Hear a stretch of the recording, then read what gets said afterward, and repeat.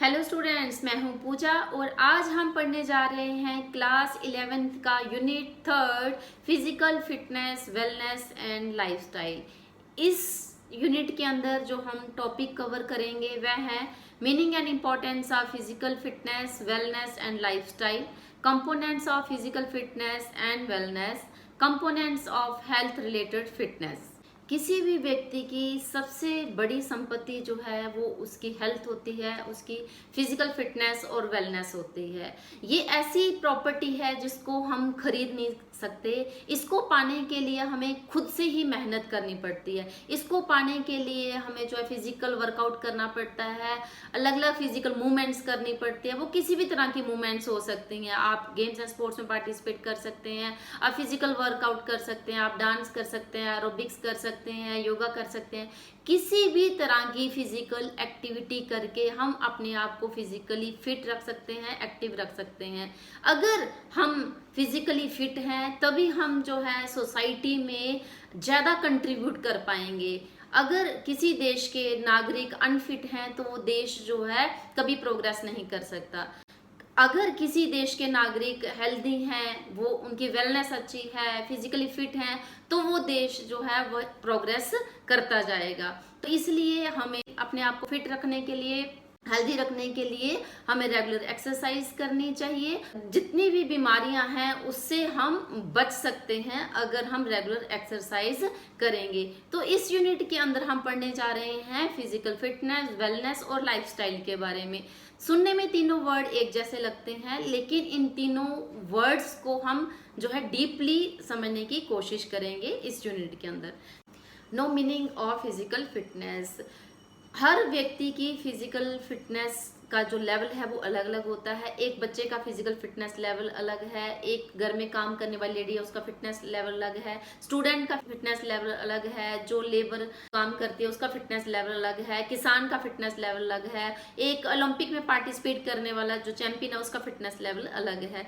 तो सबका fitness level अलग अलग होता है उसके काम के अकॉर्डिंग। लेकिन हम ये नहीं कह सकते कि ओलंपिक में जो चैंपियन है उसको वो ज्यादा फिट है और एक घर में काम करने वाली लेडी जो है वो अनफिट है। फिजिकल फिटनेस को अलग अलग लोगों ने अलग अलग व्यू पॉइंट दिए हैं। अगर हम किसी एक जनरल पर्सन की बात करें तो उसके अकॉर्डिंग एक गुड हेल्थ जो है वो फिजिकल फिटनेस है। अगर हम डॉक्टर के अकॉर्डिंग बात करें, when all the organs and system of a person will function efficiently and effectively, it means the person is physically fit. तो अलग अलग लोगों के अलग अलग व्यू हो गए फिजिकल फिटनेस को लेकर। लेकिन अगर हम कंक्लूजन निकालें तो कंक्लूजन ये निकलता है कि physical fitness is the ability of a person to do his or her work efficiently and effectively without any undue fatigue and remain some surplus energy to do some extra work। कहने का मतलब ये है कि physical fitness हम किसको कहते हैं कि जो भी हमारा डेली रूटीन का काम है उस काम को हम अच्छे से करें, एफिशिएंटली और इफेक्टिवली करें, बिना थकावट के। और उस काम को करने के बाद भी हमारे अंदर इतनी एनर्जी बच जाए, सरप्लस एनर्जी बच जाए कि हमें कोई एक्स्ट्रा काम करना पड़े, उसको भी हम कर लें। कि शाम को अगर हमारे घर गेस्ट आ जाते हैं तो हम ये नहीं कहेंगे ना कि आज हम थक गए हैं, आज जो है हम आपके लिए खाना नहीं बना सकते, तो हमें उनको अटेंड करना पड़ेगा। तो ये हमारा एक्स्ट्रा वर्क है, तो उस काम को भी हम खुशी खुशी से कर लें। ये पर्सन की, किसी भी व्यक्ति की फिजिकल फिटनेस है। Now next is meaning of wellness. Wellness की कोई एक पर्टिकुलर डेफिनेशन नहीं है। वेलनेस जो है एक ब्रॉड कंसेप्ट है। फिजिकल फिटनेस पार्ट है वेलनेस का। वेलनेस का मतलब होता है ऑप्टिमल स्टेट ऑफ हेल्थ। ये एक मल्टी डायमेंशन एस्पेक्ट है। वेलनेस का मतलब है कि हम अपनी लाइफ को बैलेंस जीने के लिए जो भी काम करते हैं वो वेलनेस के अंडर आता है। जैसे हम फिजिकली फिट रखने के लिए एक्सरसाइज करते हैं, अपने आप को हेल्दी रखने के लिए अच्छा खाना खाते हैं, अच्छी नींद लेने के लिए प्रॉपर सोते हैं, स्ट्रेस वगैरह ना हो उसके लिए हम प्रॉपर मेडिटेशन करते हैं, हमारे पास अच्छी आमदन हो उसके लिए हम जॉब में जाते हैं, हमारे पास अच्छी जॉब होना भी जरूरी होती है, व्यक्ति जो है वो स्मोकिंग ना करता हो, अल्कोहल ना लेता हो, और उसका जो आसपास का एनवायरनमेंट है वो भी अच्छा होता हो। ये सारे कंसेप्ट जो किसी व्यक्ति की लाइफस्टाइल को बैलेंस बनाने में हेल्प करते हो, वो सारे कॉन्सेप्ट जो है वो वेलनेस के अंडर आते हैं। Now next is lifestyle. Lifestyle का मतलब है जीवन जीने की कला, means way of living, how you are spending your life, your lifestyle. आपका लाइफस्टाइल कैसा है, आप कैसे अपनी जिंदगी व्यतीत कर रहे हैं। Lifestyle is a way a person leads his or her life. कोई भी व्यक्ति है वो अपना जीवन किस तरीके से जीता है, ये लाइफस्टाइल कहलाता है।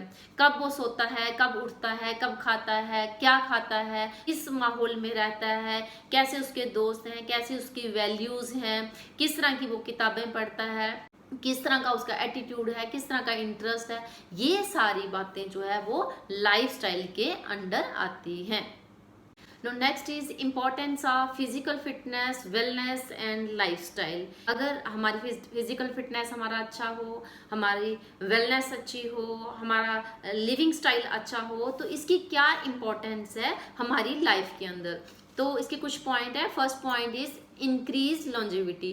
अगर हमारा लाइफस्टाइल अच्छा है, हम फिजिकली फिट हैं, हमारी वेलनेस अच्छी है, तो ये हमारी जीवन को बढ़ा देती है। मतलब ये कह सकते हैं कि हमारी उम्र जो है वो लंबी हो जाती है, हम ज़्यादा देर तक जी पाते हैं, हमारे उम्र के जो साल हैं वो बढ़ जाते हैं। तो इस तरह से फिजिकल फिट जो लोग हैं वो ज़्यादा जी पाते हैं।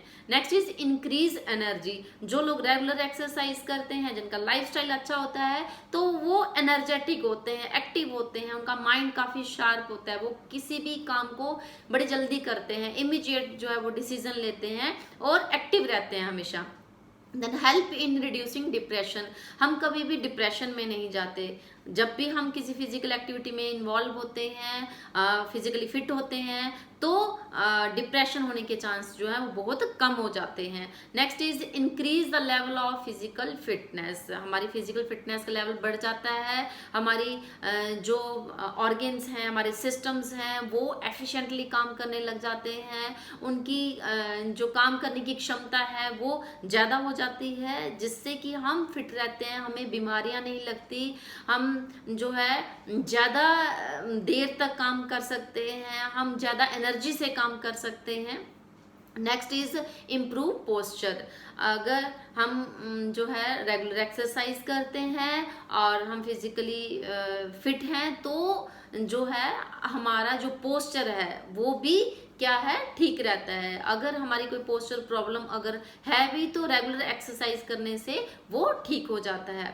Next is increase self confidence. अगर हमारा लाइफस्टाइल जो है वो पॉजिटिव होता है, हमारी जो फिजिकल फिटनेस जो है लेवल जो है वो अच्छा होता है, तो हमारा सेल्फ कॉन्फिडेंस भी इम्प्रूव होता है। Next is help in coping with stress. Stress से जो है हम निजात पा सकते हैं, हमें स्ट्रेस कभी नहीं आ सकता अगर हमारा लाइफस्टाइल पॉजिटिव है। अब हमारी सोच अच्छी है, सोच पॉजिटिव है, तो हम कभी स्ट्रेस में नहीं आएंगे। Help in preventing cardiovascular disease. अगर हम रेगुलर एक्सरसाइज करते हैं, अगर हम फिजिकली फिट हैं, तो कार्डियोवैस्कुलर डिजीजेस मतलब जो हार्ट लंग्स से रिलेटेड डिजीजेस हैं वो हमारी बॉडी के अंदर नहीं आएंगे। ब्लड प्रेशर हाई होना, लो होना, हमारी बॉडी के अंदर जो ऑक्सीजन का लेवल है वो प्रॉपरली बना रहेगा, हमारी बॉडी के अंदर जो ब्लड का फ्लो है वो प्रॉपरली बना रहेगा। तो इसलिए फिजिकल फिटनेस की, वेलनेस की और लाइफस्टाइल की बहुत इम्पोर्टेंट रोल है इनका हमारे लाइफ के अंदर। Next is components of physical fitness. Mainly physical fitness के 5 कंपोनेंट्स हैं, स्ट्रेंथ, स्पीड, एंडोरेंस, फ्लेक्सिबिलिटी और कोऑर्डिनेटिव एबिलिटी। तो सबसे पहला है स्ट्रेंथ। जो हमारी मसल्स हैं वो कितने अमाउंट में फोर्स प्रोड्यूस कर सकती हैं, ये उनकी जो है स्ट्रेंथ होती है। जैसे कोई व्यक्ति है वो 10 किलो वेट उठा सकता है, कोई 50 उठा सकता है, कोई 100 किलो वेट उठा सकता है। तो हर व्यक्ति की जो मसल्स की पावर है, एफिशिएंसी है, वो अलग अलग होती है। तो it is the ability of the muscles to overcome resistance, इसको हम स्ट्रेंथ बोलते हैं। अलग अलग गेम्स के अंदर अलग अलग स्ट्रेंथ की जरूरत होती है, कहीं ज़्यादा स्ट्रेंथ चाहिए होती है, कहीं कम स्ट्रेंथ चाहिए होती है। बेसिकली जो स्ट्रेंथ है it is of 2 types, static strength और एक डायनामिक स्ट्रेंथ। स्टैटिक स्ट्रेंथ जो का मतलब होता है कि when there is no movement of the muscles, जो मसल्स हैं उनकी कोई मूवमेंट दिखाई नहीं देती है। एग्जाम्पल के तौर पे जैसे रेसलिंग के अंदर आप देखते हैं कि दोनों प्लेयर जो हैं वो फोर्स लगा रहे होते हैं, लेकिन उनकी मूवमेंट जो है वो दिखाई नहीं देती। जो मसल्स हैं उनकी लेंथ जो है वो नहीं बढ़ती है। तो उस वक्त जो फोर्स लगा रहे होते हैं उसको हम बोलते हैं स्टैटिक स्ट्रेंथ। इसको आइसोमेट्रिक स्ट्रेंथ जो है वो बोला जाता है। और दूसरी होती है डायनामिक स्ट्रेंथ। डायनामिक स्ट्रेंथ के अंदर क्या होता है कि जो मसल्स की मूवमेंट है वो दिखाई देती है। इसको हम आइसोटोनिक स्ट्रेंथ बोलते हैं। एग्जाम्पल के तौर पे जब कोई बच्चा सिटअप्स करता है, पुशअप्स करता है, या कोई भी मूवमेंट की एक्सरसाइज करता है जिसमें स्ट्रेंथ यूज होती है, तो उसको हम डायनामिक स्ट्रेंथ बोलते हैं। डायनामिक स्ट्रेंथ जो है इसको 3 टाइप में डिवाइड किया है। First is maximum strength. Maximum strength का मतलब है it is the ability to overcome maximum resistance. किसी भी व्यक्ति की वो एबिलिटी, वो कैपेबिलिटी जिसमें वो मैक्सिमम उसकी जो मसल्स हैं मैक्सिमम फोर्स एक्सर्ट कर सकें, उसको हम बोलते हैं मैक्सिमम स्ट्रेंथ। एग्जाम्पल के तौर पे वेट लिफ्टिंग के अंदर मैक्सिमम फोर्स जो है वो अप्लाई करनी पड़ती है, या फिर जो है लॉन्ग जंप के अंदर, हाई जंप के अंदर, तो जिसमें मैक्सिमम स्ट्रेंथ का हम यूज करते हैं जिस भी गेम के अंदर। Next is explosive strength. Explosive का मतलब होता है it is the ability to overcome resistance with high speed. Speed के साथ जब हमारी मसल्स जो है वो फोर्स लगाती हैं, ये स्पीड और स्ट्रेंथ दोनों का कॉम्बिनेशन है। जैसे एग्जांपल के तौर पे हम 100 मीटर का या 200 मीटर का स्टार्ट लेते हैं, तो उस वक्त स्पीड भी चाहिए होती है और स्ट्रेंथ भी चाहिए होती है। तो इन दोनों का कॉम्बिनेशन जब होता है तो उसको हम बोलते हैं एक्सप्लोसिव स्ट्रेंथ। या फिर हम शॉर्ट पुट फेंकते हैं, डिस्कस थ्रो फेंकते हैं, तो कितनी हम फोर्स लगाते हैं स्पीड के साथ, दैट इज एक्सप्लोसिव स्ट्रेंथ। और थर्ड है strength endurance. It is the ability to overcome resistance under the condition of fatigue. जब हम एक ही तरह की मूवमेंट लगातार करते जाते हैं फोर्स के साथ, तो उसको हम स्ट्रेंथ एंडोरेंस बोलते हैं। एग्जाम्पल के तौर पे जब हम स्विमिंग करते हैं या फिर क्रॉस ट्रेनिंग करते हैं, तो उसमें लगातार हमारी मसल्स जो हैं वो फोर्स लगाती जाती हैं थकावट के दौरान भी। तो that is our strength endurance. Now next is speed. Speed means to move the body as fast as possible. Body की वो मूवमेंट जिसमें हम फास्ट जो है मूवमेंट करें, उस जैसे कि रनिंग के अंदर होता है। इट इज द एबिलिटी और capability of an individual to perform a movement of the same pattern at a faster rate. किसी भी तरह की एक ही मूवमेंट को बार बार करना स्पीड के साथ, लगातार, स्पीड कहलाता है। Speed is equal to distance upon time. किसी भी डिस्टेंस को कम से कम टाइम में जब हम कवर करते हैं तो वो हमारी स्पीड है। तो स्पीड को हम जो है कितने सेकंड में, एग्जाम्पल के तौर पे हम 100 मीटर की रेस को कितने टाइम में कवर करते हैं, कोई 13 सेकंड में करता है, कोई 14 सेकंड में करता है, तो वो जो है हमारी स्पीड है। स्पीड जो है वो मसल फाइबर के ऊपर डिपेंड करती है। हमारी बॉडी के अंदर दो तरह की मसल्स होती हैं, एक फास्ट ट्विच फाइबर मसल होती हैं, दूसरी होती हैं स्लो ट्विच फाइबर्स। स्पीड के लिए हमें फास्ट ट्विच फाइबर्स की ज़रूरत होती है। ये वो फाइबर्स होते हैं जो बड़ी जल्दी जो है मूवमेंट करते हैं, लेकिन ये थोड़ी देर बाद थक भी जाते हैं। तो स्पीड के लिए हमारी मसल्स के अंदर फास्ट ट्विच फाइबर्स का होना जरूरी है। नो नेक्स्ट इज एंडोरेंस, सहन शक्ति। Endurance is the ability to resist fatigue और it is the ability of an individual to do work under condition of fatigue. थकावट के दौरान भी जब हम किसी काम को लगातार करते रहते हैं उसको हम एंडोरेंस कहते हैं।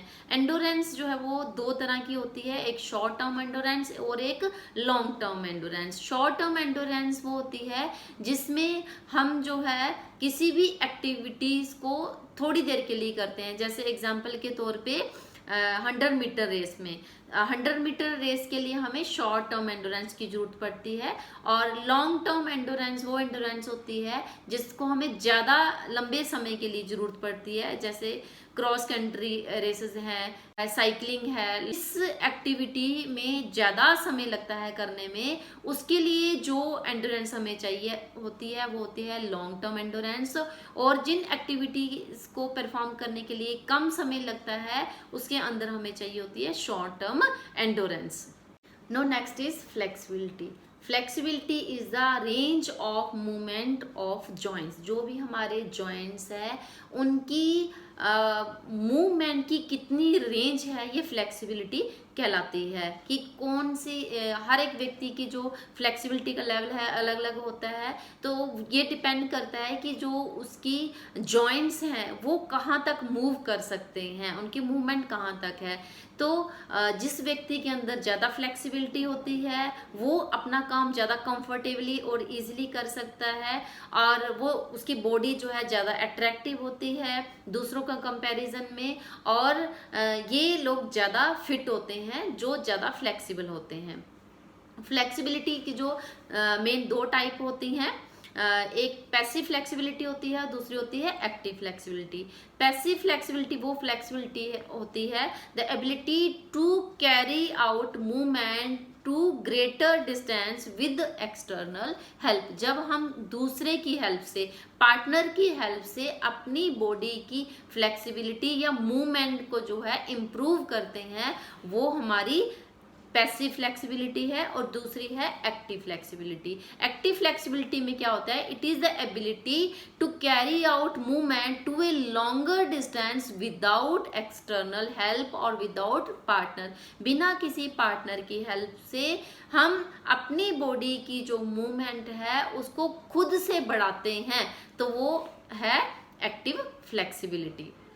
और उसके बाद जो एक्टिव फ्लेक्सिबिलिटी है वो भी, उसको भी दो तरह से डिवाइड किया है, एक स्टैटिक फ्लेक्सिबिलिटी है और दूसरी है डायनामिक फ्लेक्सिबिलिटी। स्टैटिक फ्लेक्सिबिलिटी के अंदर जो है जो बॉडी की मूवमेंट है वो दिखाई नहीं देती है, वो स्टैटिक होती है। एग्जाम्पल, जब हम कोई आसन करते हैं तो आसन की जो फाइनल पोजीशन है उसके बाद हमारी बॉडी कोई मूवमेंट नहीं करती, वो स्टैटिक हो जाती है, उसको हम कहते हैं स्टैटिक फ्लेक्सिबिलिटी। और दूसरी होती है डायनामिक फ्लेक्सिबिलिटी। हमारी बॉडी की वो फ्लेक्सिबिलिटी जब हम मूवमेंट के दौरान अपनी बॉडी की रेंज बढ़ाते हैं। एग्जाम्पल के तौर पे जैसे जिम्नास्टिक के अंदर है coordinative abilities, when a person to do various related activities properly as well as efficiently is called coordinative ability. जब कोई व्यक्ति बहुत सारी एक्टिविटीज को एक साथ करता है एफिशिएंटली और इफेक्टिवली, उसको हम कोऑर्डिनेटिव एबिलिटी बोलते हैं।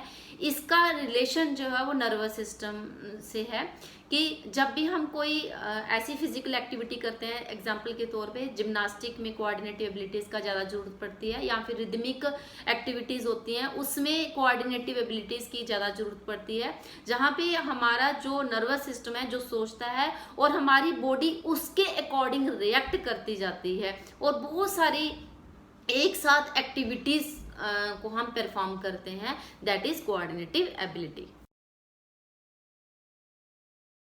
Now component of wellness. Wellness के जो मेन कंपोनेंट है, फर्स्ट है फिजिकल वेलनेस। इसके अंडर जो है फिजिकल वेलनेस के अंडर जो है वो हमारी फिजिकल जो है फिटनेस आती है। हम अपनी बॉडी को कैसे फिट रख सकते हैं, उसको हम प्रॉपर कैसे शेप में ला सकते हैं, बॉडी का वेट कैसे प्रॉपर मेंटेन कर सकते हैं, रेगुलर एक्सरसाइज जो है हमें करनी चाहिए अपनी बॉडी को फिट रखने के लिए। तो अपने शरीर को स्वस्थ रखने के लिए जो भी हम एक्टिविटीज करते हैं वो फिजिकल वेलनेस के अंदर आती हैं। Next is emotional wellness. Emotional wellness का मतलब है कि हम अपने इमोशंस को कैसे कंट्रोल में रख सकते हैं। हमारे अगर इमोशंस कंट्रोल में नहीं होंगे तो हरदम हम जो है कभी गुस्से में आएंगे और कभी हम बिना मतलब चिल्लाएंगे। तो इसके अंडर आता है कि हम कौन सी एक्टिविटीज करें ताकि हमारे इमोशंस जो है वो हमारे कंट्रोल में रहें। Next is social wellness. Social wellness के अंडर आता है कि जो व्यक्ति है वो एक सोशल एनिमल है, तो उसको अपने आसपास जो है सबके साथ बनाकर रखनी चाहिए, सबको कोऑपरेट करना चाहिए, सबको एडजस्ट करना चाहिए, सबको साथ लेकर चलना चाहिए, तभी जो है सोशल वेलनेस हो पाएगी। Next is nutritional wellness. इसके अंडर आता है कि किसी भी व्यक्ति को स्वस्थ रहने के लिए, हेल्दी रहने के लिए किस तरह की डाइट लेनी चाहिए। तो उसको बैलेंस डाइट लेनी चाहिए जिसके कारण वो अपने आप को स्वस्थ रख सके। Next is financial wellness. अगर हमारे पास इनकम ऑफ सोर्स नहीं है तो हम अपनी लाइफ को अच्छे से नहीं जी पाएंगे। तो हम किस तरह से अपने आप को जो है अच्छे प्रोफेशन में लेकर जाएं ताकि हम अच्छा पैसा कमाएं और अपनी लाइफ अच्छे से जी पाएं। Next is intellectual wellness. Intellectual का मतलब है कि आप नई नई चीज़ों को कैसे सीखेंगे, किस तरह से आप जो है नए आइडियाज़ लाएंगे, आप लोगों से किस तरह से इंटरेक्ट करेंगे अपने आप को। तो ये सारे इंटेलेक्चुअल वेलनेस के अंदर आता है। Next is environment wellness. जहाँ पे आप रह रहे हैं, आपके आसपास का एनवायरनमेंट कैसा है, उसको ठीक रखने के लिए आप क्या एफर्ट्स कर रहे हैं। आप आसपास अपने पेड़ लगाएं, अपने आसपास जो है वो गंदगी ना फैलाएं। तो अगर ये सारे काम हम करेंगे तो हमारा एनवायरनमेंट जो है वो पॉल्यूट नहीं होगा और हम अपना जीवन जो है वो अच्छे से बिता पाएंगे। Now next is components of health related fitness. इसके अंदर वो कंपोनेंट्स आते हैं जो हमारी बॉडी को हेल्दी रखने के लिए बहुत ज़रूरी हैं, हमें फिट रखने के लिए बहुत ज़रूरी हैं। Now first is cardiovascular endurance. Cardiovascular endurance का मतलब होता है कि जो हमारे हार्ट, लंग्स और ब्लड वेसल्स हैं ये प्रॉपर अमाउंट में ऑक्सीजन की सप्लाई करें हमारी बॉडी के अंदर, और हमारी बॉडी के अंदर जो न्यूट्रिएंट्स हैं उनकी प्रॉपर सप्लाई करें।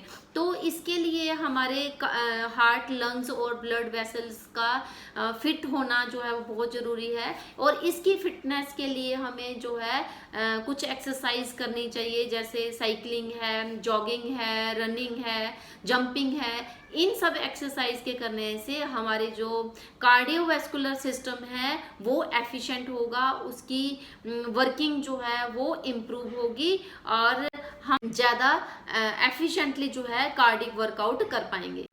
Now next is muscular strength. Muscular strength is the ability of the muscles to lift weight और it is the ability of the muscles to overcome resistance. हमें अपने डेली रूटीन का काम करने के लिए जो है वो थोड़ा बहुत वेट उठाने की ज़रूरत पड़ती है। जब भी हम कोई काम करेंगे तो उसमें हल्का फुल्का वेट हमें उठाना पड़ता है, कई बार हमें भारी वेट भी उठाना पड़ता है। तो इसके लिए हमारी जो मसल्स की स्ट्रेंथ है वो इम्प्रूव होनी चाहिए। अगर हमारी मसल्स के अंदर स्ट्रेंथ नहीं होगी तो हम कोई भी वेट वाला काम जो है वो नहीं कर पाएंगे। मसल स्ट्रेंथ के लिए जो है फास्ट ट्विच फाइबर्स के मसल का होना जरूरी होता है। अगर हमारी बॉडी के अंदर फास्ट ट्विच फाइबर्स मसल ज़्यादा हैं तो हमारी बॉडी की जो है मसल स्ट्रेंथ ज़्यादा होती है। मसल स्ट्रेंथ को इम्प्रूव करने के लिए जो है हमें रेगुलर वेट ट्रेनिंग करनी चाहिए, और इसके साथ साथ हमें बेंच प्रेस है या फिर स्टैंडिंग प्रेस है, शोल्डर प्रेस है, स्क्वाट्स हैं, लेग प्रेस है, ये सारी जो ट्रेनिंग अगर हम करेंगे तो हमारी मसल्स की स्ट्रेंथ जो है वो काफ़ी इम्प्रूव हो सकती है। Now next is muscular endurance. Muscular endurance is the ability of the muscles to perform repeated activity for a longer period of time. कोई भी एक्टिविटी जब हम उसको लंबे समय तक बार बार करते हैं तो उसको हम मस्कुलर एंडोरेंस कहते हैं। कि कोई भी अगर हम काम कर रहे हैं घर का, तो उसके लिए हमारी मस्कुलर एंडोरेंस होना बहुत ज़रूरी है। अगर हमारी मसल्स की एंडोरेंस पावर अच्छी नहीं है तो हम थोड़ी देर में जो है उस काम से हम थक जाएंगे, और अगर हमारी मस्कुलर एंडोरेंस अच्छी होगी तो हम किसी भी काम को लंबे समय तक कर सकते हैं।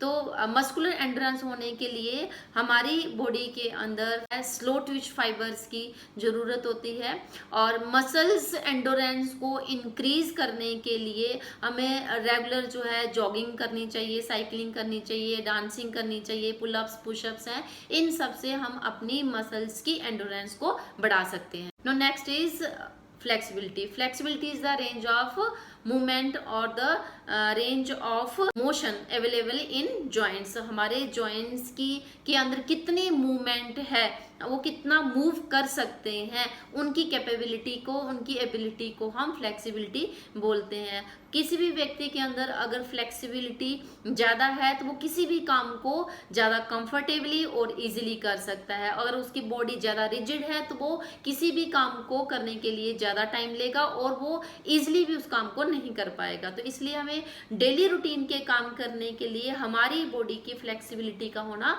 बहुत ज़रूरी है। तो अगर हम अपनी फ्लेक्सिबिलिटी को इम्प्रूव करना चाहते हैं तो उसके लिए हमें रेगुलर जो है कुछ योगा के आसन जो है वो करने चाहिए, स्ट्रेचिंग की एक्सरसाइज करनी चाहिए, जिससे कि हमारी फ्लेक्सिबिलिटी बढ़े। Next is body compositions. Body composition एक बहुत इंपॉर्टेंट कंपोनेंट है हेल्थ रिलेटेड फिटनेस का, जिसके द्वारा बॉडी कंपोजिशन के द्वारा हमें ये पता चलता है कि हमारी बॉडी के अंदर फैट की कितनी परसेंटेज है और हमारी बॉडी का BMI लेवल क्या है। जनरली अगर हम फैट परसेंटेज की बात करें तो मैन के अंदर 15 to 18% फैट होना चाहिए और वीमेन के अंदर 20 to 25% फैट होना चाहिए। अगर इससे कम फैट है या इससे ज़्यादा फैट है तो उसकी वजह से हमें बहुत सारी बीमारियां जो है वो लग सकती हैं, हमारी हेल्थ जो है वो सफ़र कर सकती है। अगर हमें ये पता करना है कि हमारी बॉडी का आइडियल बॉडी वेट क्या है तो उसके लिए हमें BMI चेक करना चाहिए। तो नॉर्मल BMI जो है वो 18 to 25 के बीच में होना चाहिए। अगर 18 to 25 से ज़्यादा BMI है तो इट मीन्स हम जो है ओबेसिटी के अंदर जा रहे हैं, और 18 से अगर कम है तो हमारा लो बॉडी वेट है। इट मीन्स हमारा बॉडी वेट हाई भी नहीं होना चाहिए, लो बॉडी वेट भी नहीं होना चाहिए, तो नॉर्मल बॉडी वेट होना चाहिए हमारा, और नॉर्मल हमारी बॉडी के अंदर फैट होना चाहिए। तो प्रॉपर बॉडी कंपोजिशन के लिए हमें रेगुलर एक्सरसाइज करनी चाहिए, जॉगिंग करनी चाहिए, एरोबिक्स करना चाहिए, ज़्यादा से ज़्यादा जो है हमें फिजिकल एक्टिविटीज़ के अंदर इन्वॉल्व होना चाहिए। तभी हम अपने आप को फिट रख सकते हैं, हेल्दी रख सकते हैं, और अपने डेली रूटीन का काम जो है वो हम इजीली और कंफर्टेबली कर सकते हैं। तो स्टूडेंट्स, आई होप आपको सारे टॉपिक समझ आ गए होंगे। अगर आपकी कोई क्वेरी है तो मुझे कमेंट बॉक्स में ज़रूर लिखें, और अगर आपने चैनल सब्सक्राइब नहीं किया है तो जल्दी से सब्सक्राइब करें। आने वाले टाइम में फिजिकल एजुकेशन से रिलेटेड वीडियोस डालती रहूँगी, आप देखते रहना। Thank you.